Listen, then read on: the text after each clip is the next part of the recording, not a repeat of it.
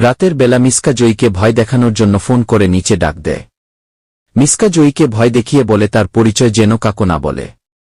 জয়ী বুকে সাহস নিয়ে মিসকাকে বলে ভুলে যেও না মিসকা আন্টি, তোমার পরিচয়টাও আমি জানি। তাই তুমি যদি আমার মা বাবা কিংবা আমার পরিবারের কোনো ক্ষতি করতে চাও, আমি তোমার পরিচয় সকলের সামনে বলে দেব। মিসকা বলে, জয়ী বেবি, আবারও তুমি আমাকে ভয় দেখাচ্ছ, এর পরিণাম কি হতে পারে তুমি জানো? আমি মিসকা কতটা খারাপ তুমি তা জানো না? এই বলে জয়ীর গলায় পিস্তল ধরে মিসকা। এইসব কিছু তবলা আড়াল থেকে দেখতে পেয়ে মিসকা কাছে এসে বলে, ডল, তোমার খেলা শেষ। তোমাকে কেউ চিনতে না পারলেও আমি চিনতে পেরেছি। তবলার চোখে কখনো ফাঁকি দেওয়া যায় না। তবে তুমি একটা ঠিক কাজ করেছ, তোমাকে খুঁজতে গিয়ে আমি আমার ভাগ্নিকে পেয়েছি। এই বলে তবলা জয়ীর কাছে গিয়ে বলে, আমি জানতাম তুই আমার রূপা, আমি সেই ছোট্টবেলা থেকে তোকে কোলে পিঠে করে মানুষ করেছি।